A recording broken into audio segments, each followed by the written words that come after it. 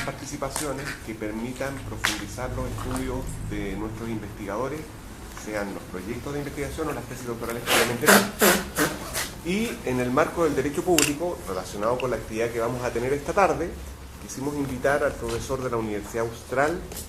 Fernando Muñoz León, que es un amigo de la casa, pero también es un destacado investigador en temas de derecho constitucional, teoría política, y hoy día está mirando al derecho del trabajo, ¿no? El derecho del trabajo. Fernando es licenciado en Derecho de la Universidad Católica de Santiago. Exacto. De la Universidad Católica de Santiago, ex institutano. Es raro que no te hayas ido a la Chile, ¿no? Es raro eso. Había que ir a... porque el instituto es de la Chile. Pero bueno, había que ir a disputar el campo del adversario. Él hizo su doctorado en la Universidad de Yale y actualmente es profesor de Derecho, me imagino, constitucional y Derecho del Trabajo ahora. En este momento, Historia del Derecho y Derecho del Trabajo. En la Universidad Austral de Valdivia. Es uno de los fundadores del Congreso, famoso Congreso de Derecho y Cambio Social, autor prolífico, tal vez de los más importantes de la generación nuestra. Buscan, Fernando siempre tiene algo muy interesante que decir, columnista polémico en medios de comunicación. Y es un agrado, Fernando, tenerte aquí entre nosotros. Gracias por la disponibilidad para poder acompañarnos hoy día en la mañana y luego en la tarde. Y realmente, bueno, vamos a trabajar sobre la ley de antidiscriminación, que es en el marco de un proyecto Fondesit que tenía Fernando, y yo creo que puede ser una jornada muy, muy provechosa. Fernando, bienvenido, muchas gracias. Bueno, muchísimas gracias por la cordial, generosa y hospitalaria recepción que me dan siempre acá. Y efectivamente yo me siento como en la casa acá porque me han tratado siempre muy bien, mis amigos y amigas. La charla más que la charla, el tema sobre el cual yo les quiero hablar, que en este momento estoy tratando de transformarlo en un artículo para que lo que quiero decir sea leído, porque creo que es algo que es necesario que sea dicho. Lo que voy a compartir con ustedes es una serie de reflexiones sobre la forma de salir del embrollo en que digamos, nos metieron nuestros legisladores y asesores parlamentarios al momento de tramitar la ley antidiscriminación. El presupuesto de el problema de la vida real que sirve como sustento o como premisa lo que voy a explicar es justamente el hecho de que la ley antidiscriminación fue redactada de una forma deliberada y explícitamente orientada a tratar de lograr que no tuviese absolutamente ningún efecto. Hubo un propósito explícito durante el año 2011, cuando asumió el gobierno de Sebastián Piñera y en la Comisión de Justicia del Senado asumió la presidencia de Soledad Alvear, una explícita alianza entre senadores y asesores legislativos del gobierno que tenía como propósito lograr que la ley antidiscriminación no tuviese ningún potencial, que no se generara lo que se temía que finalmente no ocurrió, una avalancha de demandas, algo que suena muy peligroso si uno está preocupado de proteger a la gente que discrimina. Entonces, como ese objetivo fue, a mi juicio, logrado, yo lo que estoy diciendo está basado en una investigación que realicé sobre las sentencias sobre ley Zamudio que han habido entre el año 2012 a 2016, y en ese periodo ha habido un escasísimo volumen de litigación en general y un muchísimo menor volumen de sentencias acogidas por parte de los tribunales. Entonces,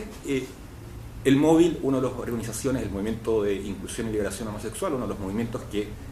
una de las organizaciones de la sociedad civil que participaron en la promoción de este proyecto de ley desde sus inicios, estoy hablando del año 99, no desde el año 2012, como a veces parece que la opinión pública pensara que la ley de antidiscriminación partió junto con la muerte de Daniel Zamudio. Esta ley era un esfuerzo que se generó desde la sociedad civil y desde la academia, particularmente sobre todo desde el Móvil y también desde la Clínica de Derechos Humanos de la Universidad Diego Portales. Entonces había ahí detrás de esa ley un proyecto o un esfuerzo que fue varias veces, por así decirlo, decepcionado por parte de las autoridades legislativas, desde el gobierno de Ricardo Lagos, que no aceptó el proyecto de ley redactado por estas organizaciones a las que me acabo de referir, y podría decirse que la lentísima tramitación de la ley Zamudio en el fondo refleja la poca voluntad política que había de parte de las autoridades de satisfacer estas demandas por un mecanismo que permitiese proteger a la gente que sufre discriminación en nuestro país. Aquí viene un problema, podríamos decir, de teoría democrática. Yo estoy planteando entonces que lo que hay que hacer es interpretar la ley de una forma que vaya contra los objetivos de al menos algunos de los legisladores que intervinieron en el proceso legislativo. Y entonces uno podría discutir sobre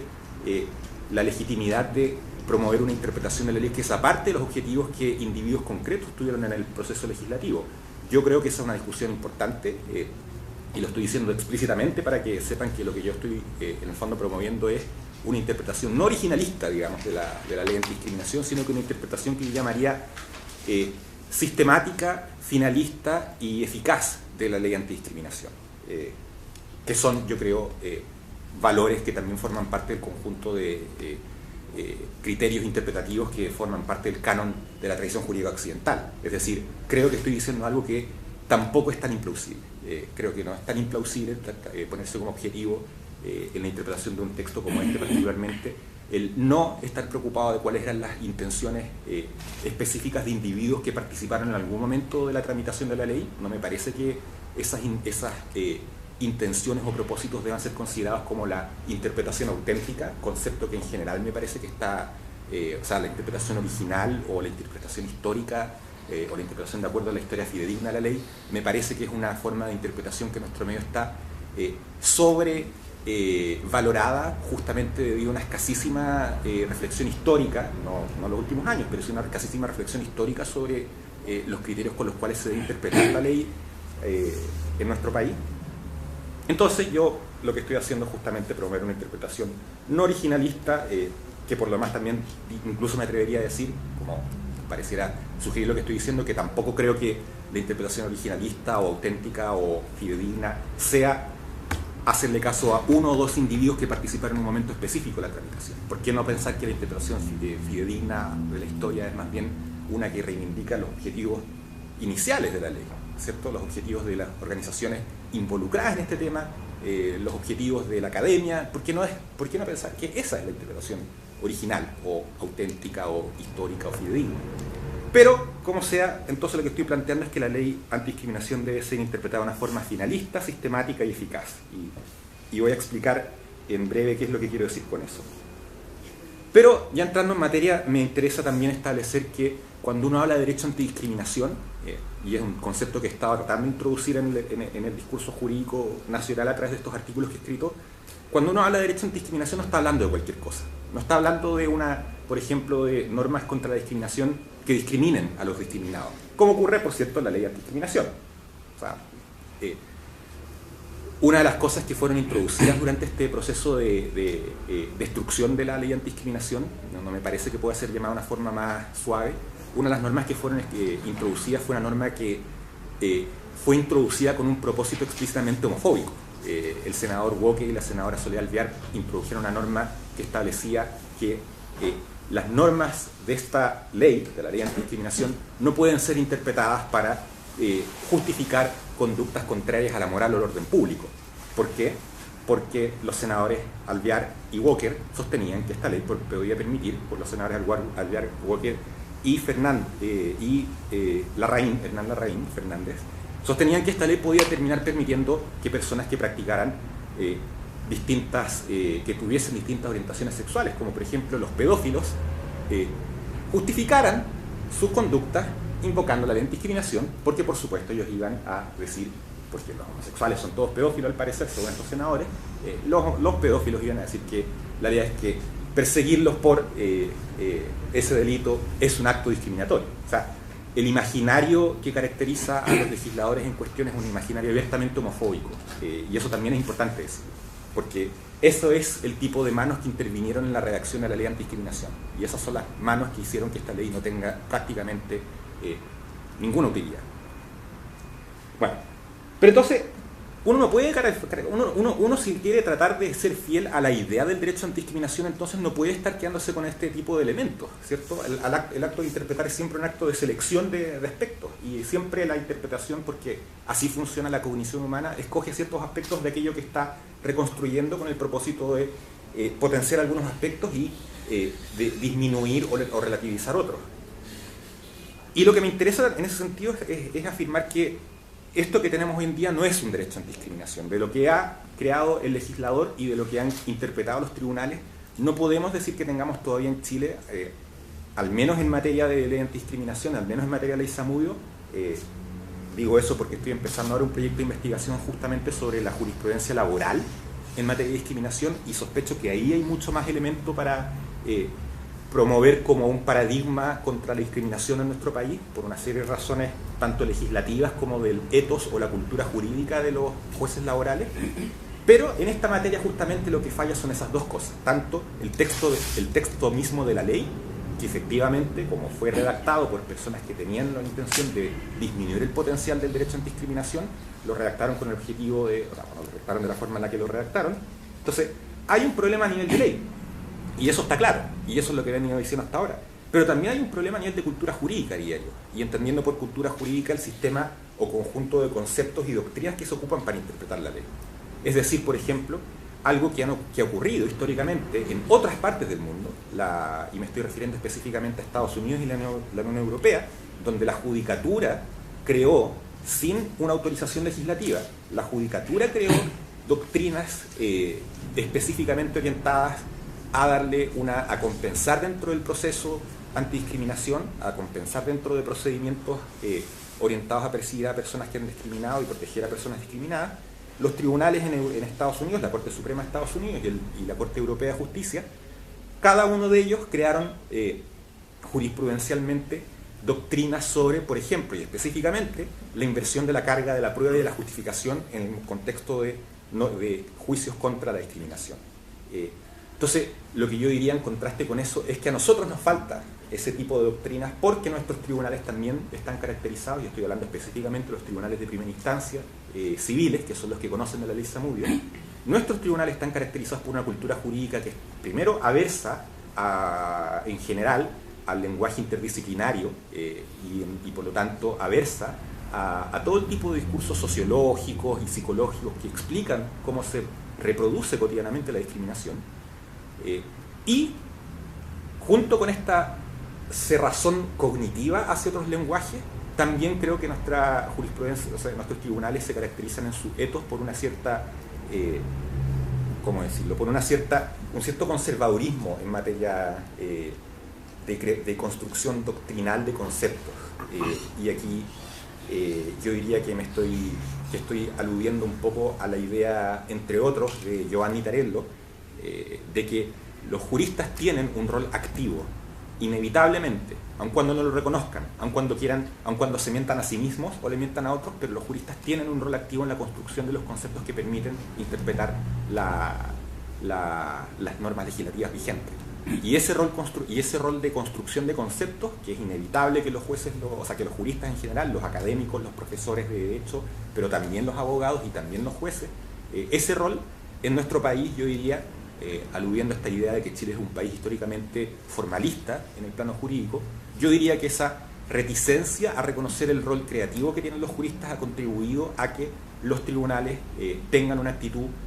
conservadora interpretativamente en materia de normas como esta. Falta, por supuesto, mucha apertura al derecho comparado, falta apertura a la jurisprudencia de la Corte Interamericana de Derechos Humanos, falta apertura a formas de traducir jurídicamente, formas de traducir en conceptos y doctrinas jurídicas todo este lenguaje que otras disciplinas nos explican ocupan, todo este lenguaje que otras disciplinas ocupan para explicar en qué consiste la discriminación. Y yo diría que lo que a mí más me interesa enfatizar es que la forma de traducir al lenguaje jurídico la problemática de la discriminación, la problemática social y psicológica de la discriminación, es justamente a través de cambios a las lógicas tradicionales del proceso civil. Y aquí viene una pequeña reflexión, podríamos decir, de filosofía jurídica o jurídico-política. Yo diría que el proceso civil ordinario está estructurado bajo lógicas de justicia conmutativa. Es decir, yo demando a quien me produjo un daño y el objetivo es demandarlo para que me restituya al daño previo que me causó, ya sea un daño por incumplimiento de contratos o por la producción de un daño causado de manera irresponsable o dolosa. Entonces, en las lógicas de un proceso judicial tramitado de acuerdo a la justicia conmutativa, evidentemente que debe ser de parte del demandante, es decir, de quien afirma la existencia de una obligación de restituir o de reparar, evidentemente que debe estar de su lado la obligación de aportar prueba, de aportar argumentos y de convencer al tribunal de que ha ocurrido este daño y de que además ese daño estaba injustificado y que por lo tanto procede la reparación. Yo lo que sostengo es que el derecho antidiscriminación y por lo tanto también un proceso antidiscriminación deben estar estructurados de una manera distinta, justamente porque el problema de la antidiscriminación no es un problema de justicia conmutativa, sino que es un problema de justicia distributiva o social, o como le queramos llamar, hasta otra cosa que va más allá de la justicia entre partes. Porque lo que está en juego en la discriminación, en primer lugar, tiene que ver con un interés público, el interés de acabar con la existencia de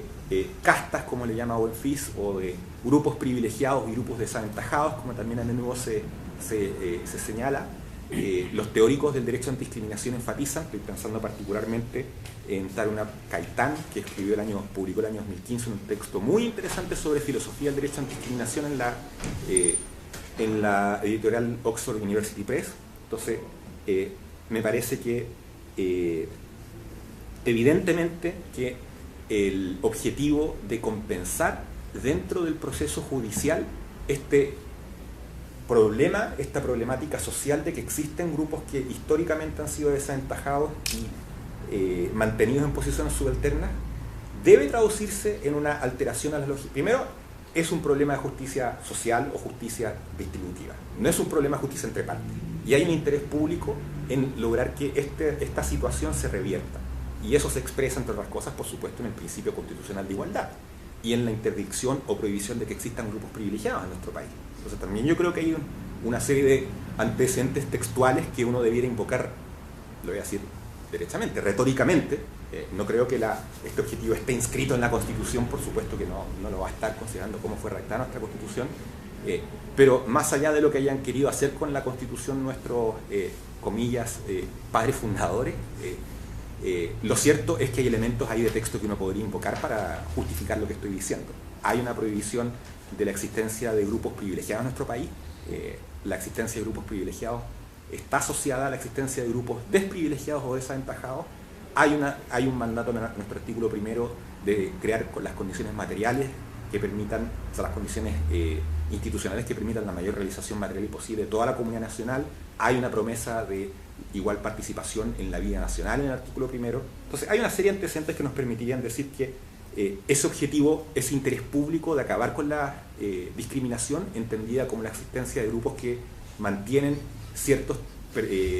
tipos de desventaja material y simbólica en la sociedad, ese objetivo está de alguna forma recogida tanto en nuestra Constitución como en nuestras normas internacionales, y es un objetivo, reitero, no de justicia conmutativa, sino que de justicia distributiva. Y en ese sentido, entonces, ya con ese fundamento filosófico, uno empieza a darse cuenta de que el proceso tradicional también debe alterarse para poder satisfacer esos objetivos que van más allá de la justicia conmutativa. Y eso yo creo que y aquí es donde yo sostengo que entonces la traducción al lenguaje jurídico, al lenguaje de los conceptos jurídicos de la problemática de la discriminación, se traduce jurídicamente en la existencia de doctrinas que implican, por un lado, la facilitación de la prueba en los procesos de discriminación. No se trata entonces de decir que un demandante, por el solo hecho de afirmar que ha sido discriminado, tenga la razón. De lo que se trata es de darle facilidades probatorias. Por ejemplo, permitir la existencia de indicios probatorios, una técnica que existe explícitamente en el Código del Trabajo y, como he dicho, ha sido construida jurisprudencialmente en otros países.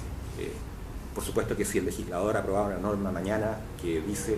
que estableciera esta técnica de los indicios probatorios o de relajamiento de la obligación probatoria del demandante, yo estaría de acuerdo. Pero dado que no está ocurriendo eso, entonces yo digo, eso debiera crear los jueces jurisprudencialmente,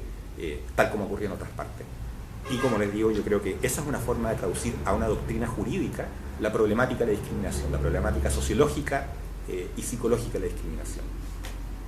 Y otra forma de traducir dentro del proceso antidiscriminación esta problemática me parece que es la idea de que se le entregue al demandante la obligación de justificar su conducta. Es decir, que se le entregue al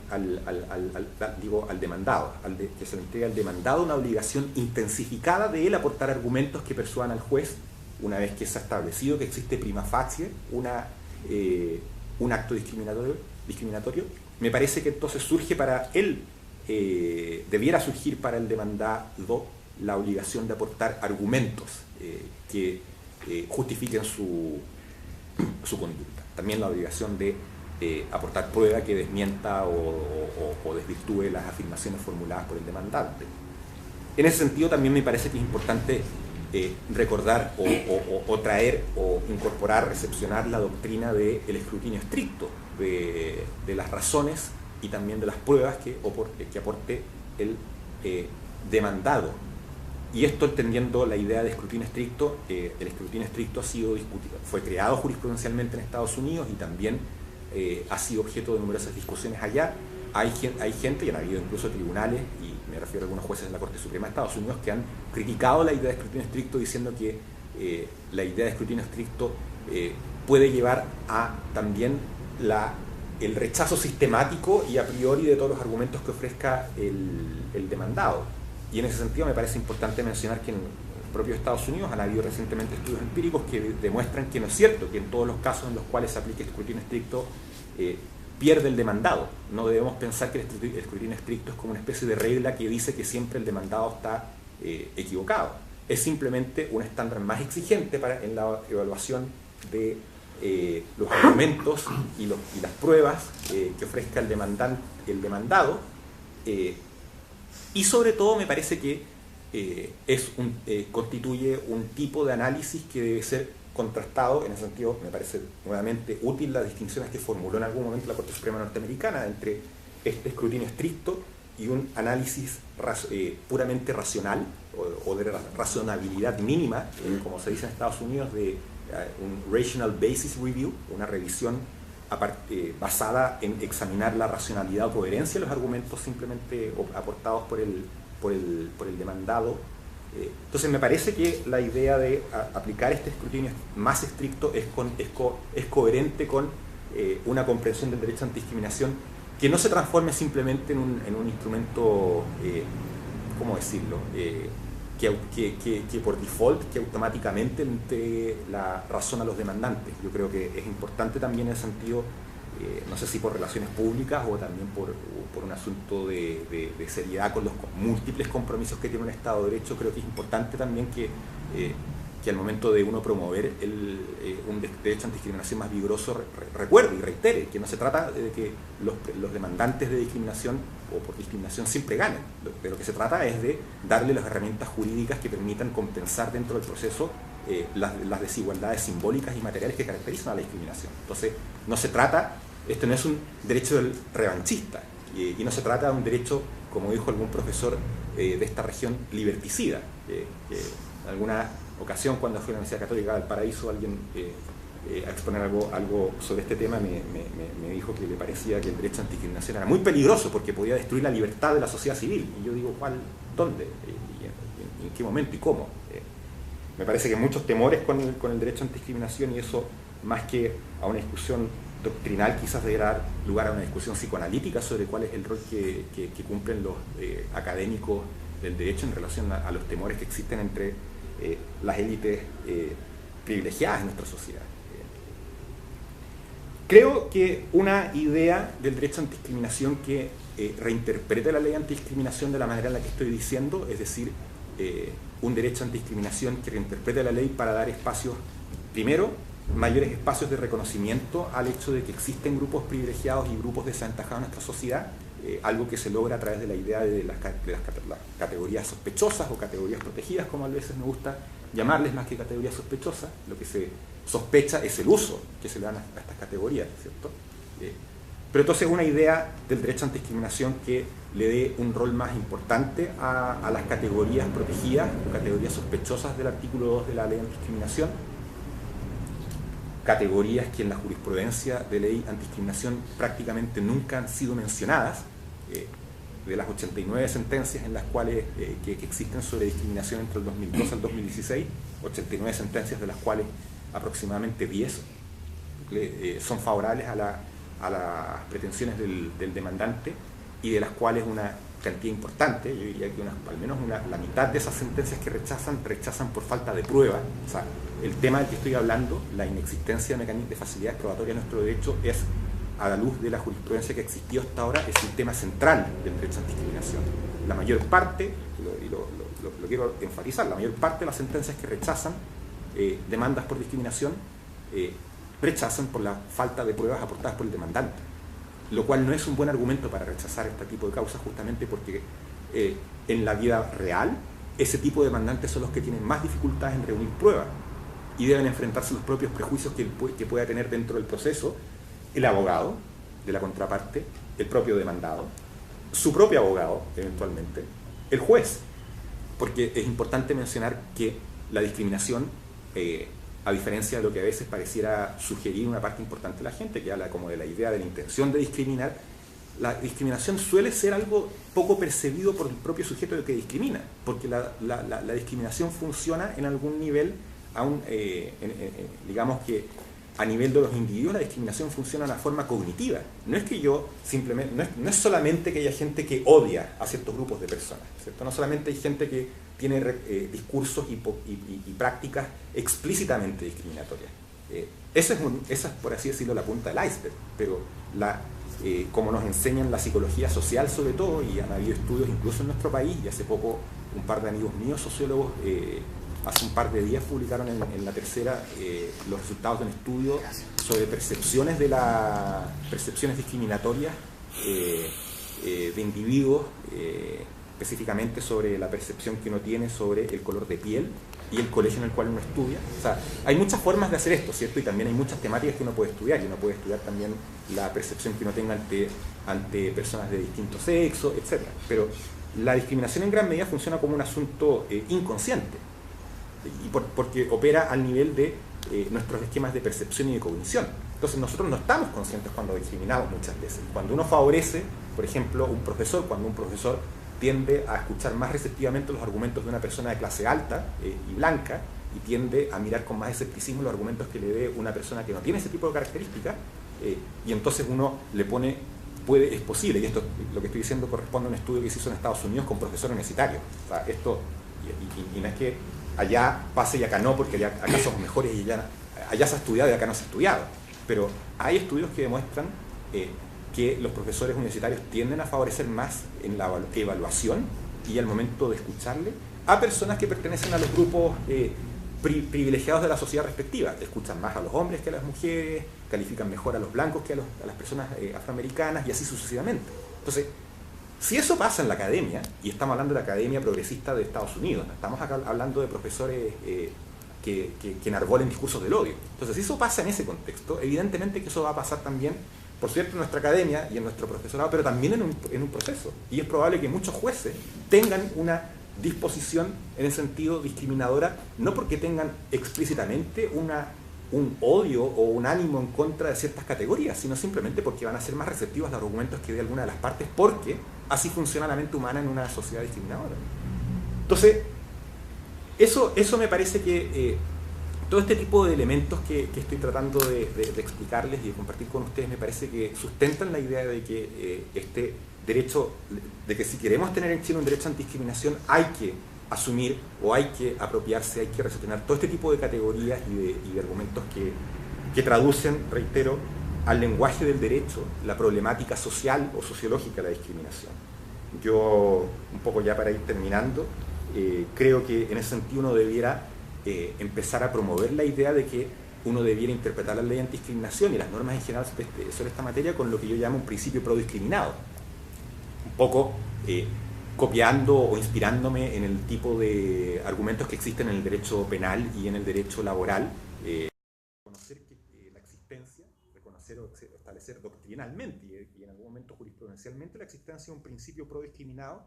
que yo formularía de la siguiente manera. Esto suena bastante kantiano hasta en algún momento. Opta, y esto es lo que yo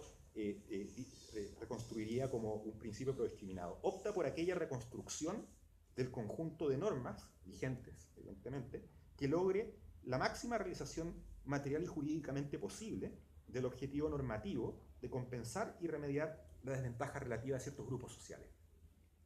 Obviamente que este objetivo, el objetivo normativo de compensar y remediar la desventaja relativa a ciertos grupos sociales, tiene que ser compatibilizado con la existencia de constreñimientos materiales que derivan de la vida misma. O sea, los recursos son escasos, las necesidades son infinitas, los seres humanos somos criaturas febles, que no somos dioses. O sea, hay una serie de limitaciones materiales que hay que reconocer, y entonces uno debería decir, mire, un juez no puede decretar a través de una sentencia el fin de la discriminación, ¿cierto? Claro, eso suena bien tonto, pero hay que decirlo. Por lo mismo, tampoco un juez puede simplemente con una sentencia solucionar y con un caso, porque también creo, y esto creo que ya ha hablado suficiente, entonces tampoco me voy a profundizar mucho en esto, pero también creo que la reparación de la conducta discriminatoria, dado que está en juego un interés público y una problemática social, la reparación misma tiene que ser entendida como una forma, por así decirlo,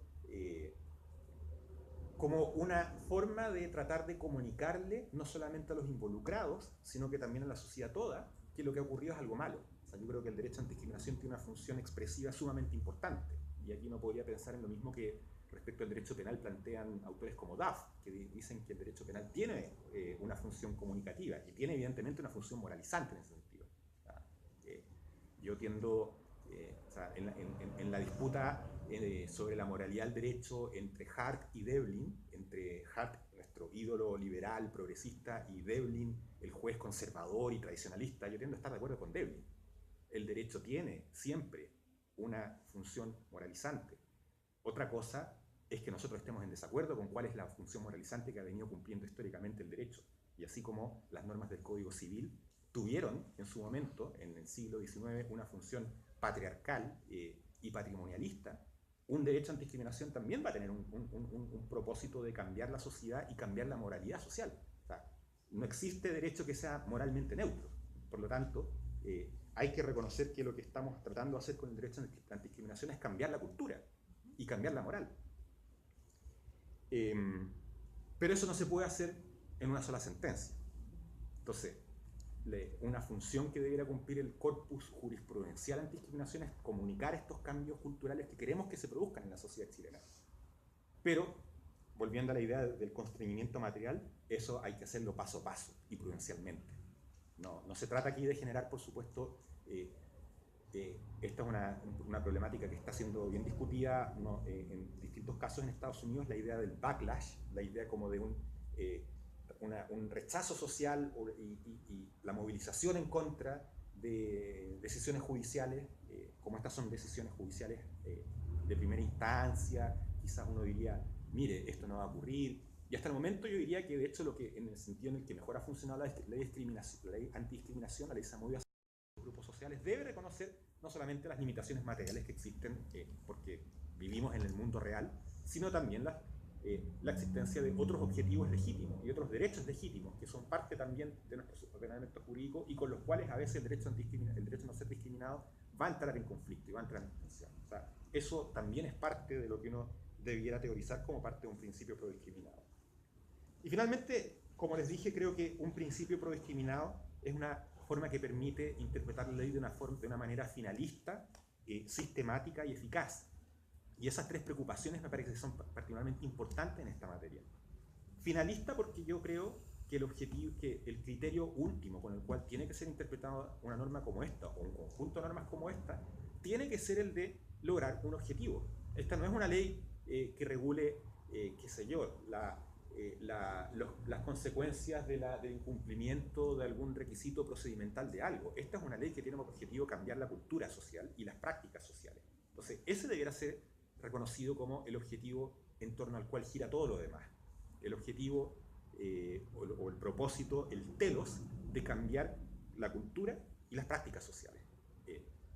Y entonces yo creo que solamente una interpretación de la ley antidiscriminación que favorezca esta transformación cultural y social y que le dé a los jueces las herramientas para lograr dentro del proceso estos objetivos, me parece que esa es la única interpretación aceptable de un conjunto de normas como esta. En segundo lugar, me parece que este es un criterio o principio que entrega claves o que orienta a la realización de una interpretación sistemática en esta materia.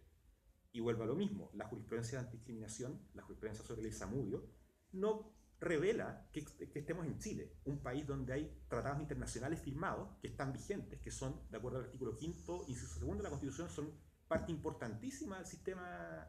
normativo. Pareciera ser que no existe el artículo 5º, inciso 2, pareciera ser que no existen todos los tratados que se refieren a esta materia, pareciera ser que no existe la jurisprudencia de la Corte Interamericana de Derechos Humanos. O sea, si uno lee la sentencia de antidiscriminación, pareciera que estamos en Chile en el año 1910 o 1920, cuando no existía el derecho internacional de los derechos humanos, cuando no existía ningún tipo de preocupación en este sentido.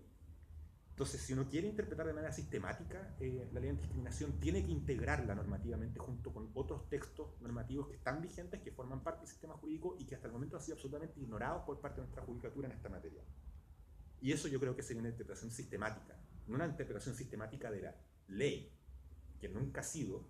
en una cultura, en ningún sistema jurídico, nunca ha sido la ley la unidad básica interpretativa, son las normas. Y aquí hay un conjunto de normas que están relacionadas entre sí, que forman un todo, y que han sido ignoradas hasta el momento por nuestros tribunales. Y finalmente la preocupación por la eficacia. O sea,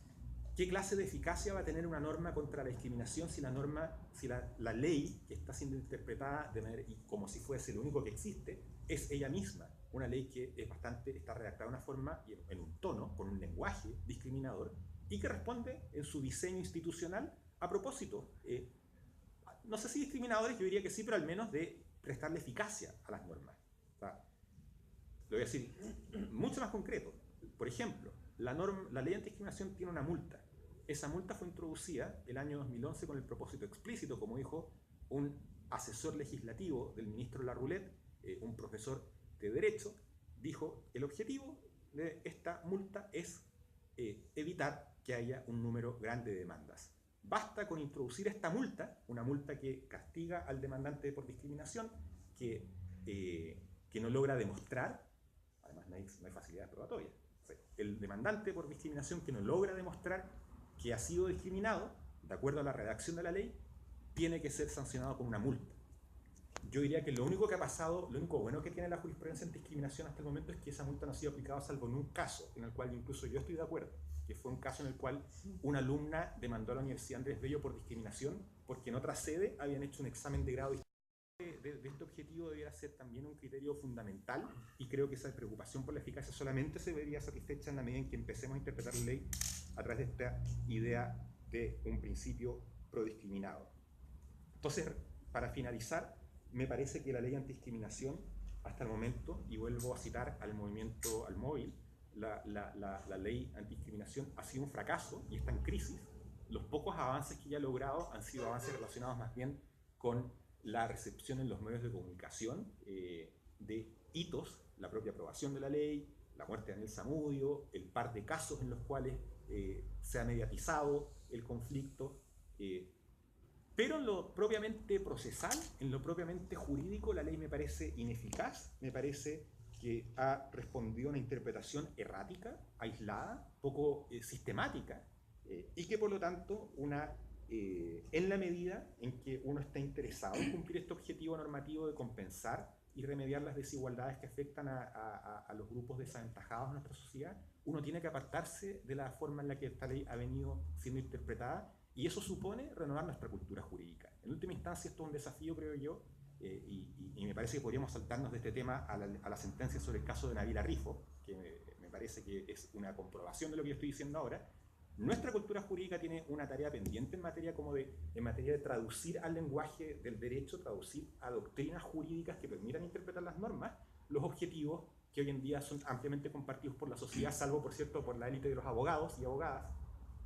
pero el objetivo es socialmente compartido por amplias capas de la sociedad de poner fin a la discriminación contra ciertos grupos que históricamente han sido desaventajados. Entonces me parece que nuestra comunidad jurídica está al debe en esta materia, porque pareciera ser que hasta el momento los abogados y abogadas, los profesores y profesoras de derecho y los jueces y juezas no nos hemos sentado colectivamente, o no hemos logrado todavía traducir al lenguaje del derecho o expresar en el lenguaje del derecho criterios que permitan cumplir o satisfacer este anhelo social de generar mayores niveles de igualdad. Así que yo creo que estamos en un momento importante para nuestra comunidad, porque en la medida en que reconozcamos este rol que tienen los juristas y las juristas en la interpretación de la ley, tenemos que darnos cuenta de que la responsabilidad es nuestra también, no es solamente los legisladores y tampoco solamente, por cierto, los jueces. Eso es lo que quería compartir con ustedes. Muchas gracias.